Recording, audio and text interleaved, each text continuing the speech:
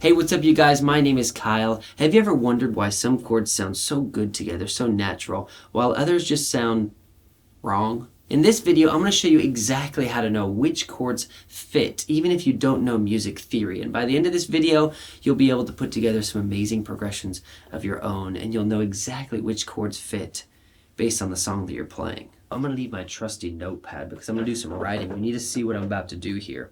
You need to know keys, okay, in order to understand which chords fit together. So we're going to work in the key of G. I'm sure you've heard that term before, the key of G. What is that? Okay, it's simple. Okay, follow along here. This is going to be quick. This is step one. First, figure out the key of the song, okay? Key of G. When you're in the key of G, you're just using the alphabet, okay? You're starting on G. Whenever what key you're in, you're starting on that chord first. So we start on G. Now, in music, you might already know this. It goes A, B, C, D, E, F, G, and then back to A. There's no H, I, J, K, L, M, N, O, P. So when we hit G, after that, we're going right back to A. So there's going to be 6 chords, 6 main chords in each key. That's crucial. 6 main chords. We have G, then we go back to A. Okay, and there's a caveat to this, but I'll show you in a sec. Then it's B, then it's C, then E, and then this is where you need to know a tiny bit of music theory, and that is that every key, some have sharps and flats. In the key of G, there is one sharp. There is an F sharp. So it's G, A, B, C, D, E, F sharp. Okay, so that can be a little tricky, but you need to just, some of this you're just going to have to memorize. So in the key of G, there's an F sharp. Everything else is just a normal letter. Okay, now the other trick to this is when you're working in keys, there's a pattern. And that's major, minor, minor, major, major, minor, diminished. Okay, that's 7 chords. I said 6. That's because the diminished chord isn't very commonly used, especially in popular rock music and stuff like that. So I'm not going to talk too much about diminished today. We've got major, minor, minor, major, major. Oh, I missed the D. I'm sorry. Now you see. Okay, I missed the D. We've got major, minor, minor, major, major, minor, and diminished. Okay, when you're looking at that, you heard me say minor. I'm going to write minor on the A and minor on the B, minor on the E. Okay?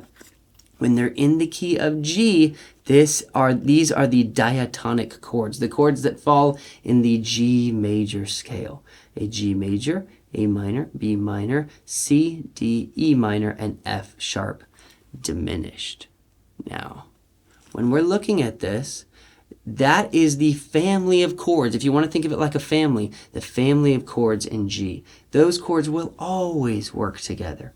Okay, so if you know the major scale of any key, you can then establish, okay, in any key, it's always major, minor, minor, major, major, minor, diminished. So when you know that, if you know the major scale and you apply that to the chords, take the D major scale, it's D, and it's alphabet too. So it's D major, E minor, right? A, B, C, D, E minor, F sharp. There is a sharp in F and in D. F sharp minor. The 4 chord is major. That's a G chord. 5 chord is A. 6 is B minor. And 7, which we don't use as much, is the C sharp diminished. You see that it's just the alphabet. Sometimes there are sharps involved and sharps and flats, and for that you'll need to memorize. But you could start with just the simple keys, which would be C, G, and D. So, and C has no sharps or flats, so it's all just alphabet. So instantly you can see how simple this is to know which chords go together. You need to know major scales, and you need to know the formula major, minor, minor, major, major, minor, diminished, and then you know which chords go well together. But let's dive a little deeper here. Now before I go into step 2 with some amazing progressions that actually always work together in any key, let me tell you about my ultimate guitar guide. There's a link in the description. It's completely free. It's going to give you some guitar buying recommendations if you're in the market, some finger picking tips, exercises, some strumming, some chords you may not have heard. Go check that out. Okay, let's keep going into step 2 of this process. So step 2, once we know the key and the 6 main chords, is to know which chords fit together. So we know that G, A minor, B minor, C, D, and E minor are all in the key of G. So what? That you can't really make...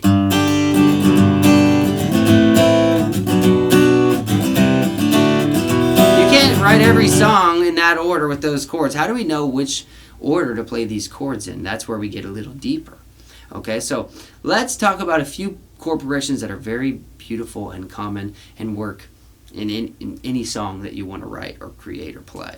Okay, so let's talk first about the 2-5-1. This is a famous progression. In the key of G, it would be A minor, because that's our 2 chord, right? Our 5 is D, and our 1, G. If you want to see it again, because I know you like to look at my notepad, we've got 2, 5, 1.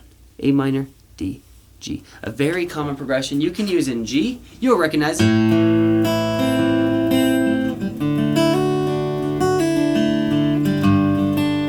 And you can add the 6 chord into that if you want.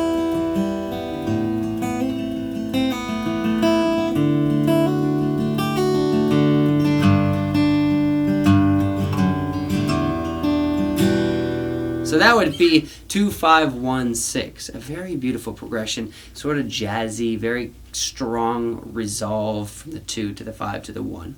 Now another progression that you can explore would be the 1-3-6-4. This is emotional, sort of cinematic, okay, and it uses some of the chords. The most common chords would be 1, 4, 5, and 6 that I hear in pop and rock music, but using those 2 and 3 chords is a beautiful way to keep things interesting. So 1 would be G, 3 would be B minor, 6 and 4. We put them together.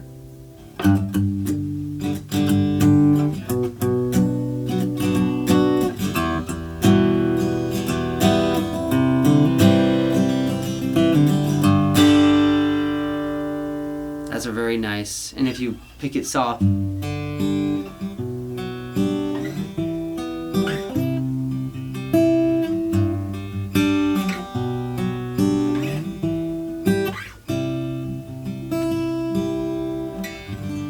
get some beautiful stuff.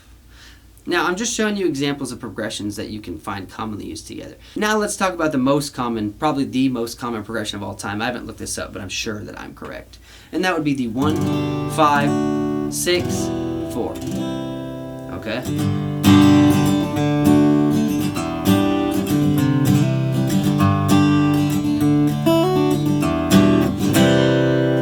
Very common, can be used anywhere. That's the key of G. How about C? Then we'd have C, G, A minor, C, G, A minor, and D.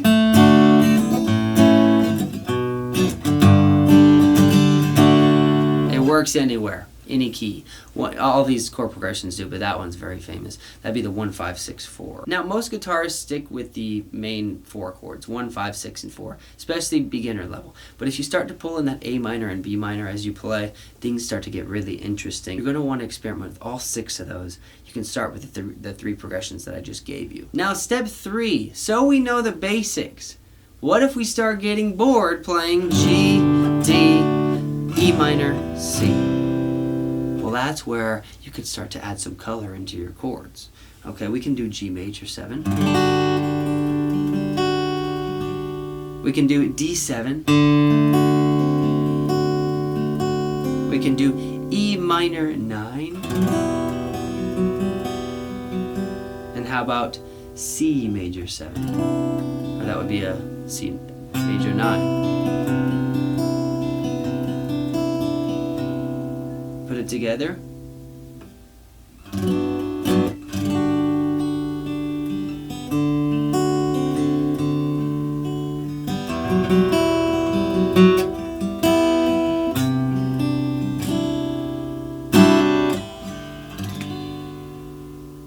Now, starting to incorporate that is where things get a little more complicated, because you can't always use a G major 7 in place of a G. It won't work in every key. But that's where knowing the major scale and sort of knowing the notes on your guitar really helps a lot. In this case, because we're in the key of G, and I know the G major scale is G, A, B, C, D, E, and F sharp. When I play a G major chord, I know that if I add an F sharp into that chord, which is in the key of G, an F sharp, right?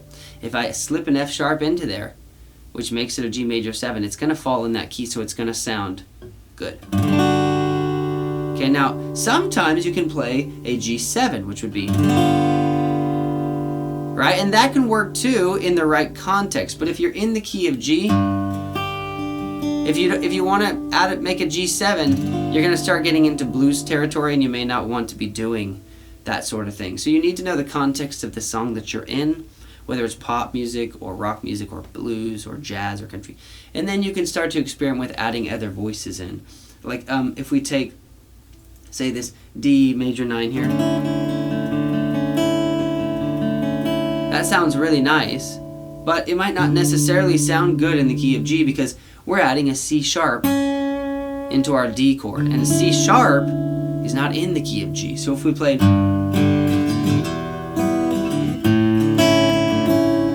alright, we start to leave the key behind a little bit.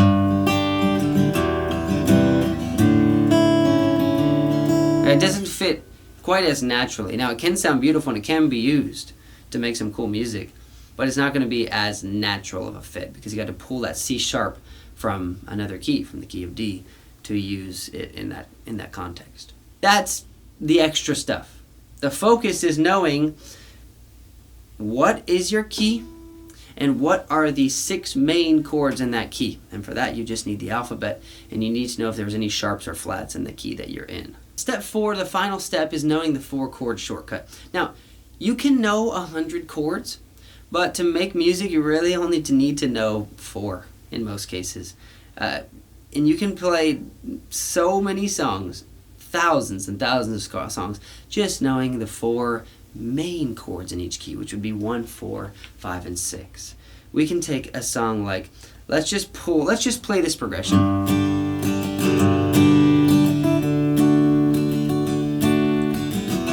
And let's just sing a song that might not use these chords, but it works with these chords. Here we go. Somewhere over the rainbow, the birds fly.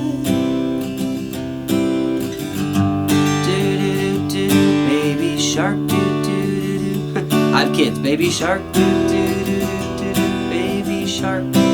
Right? That was a little weird. I hoped to never sing that song on YouTube, but now I have. You could sing just about any song over that progression because it fits so naturally together. Not any song, but many songs.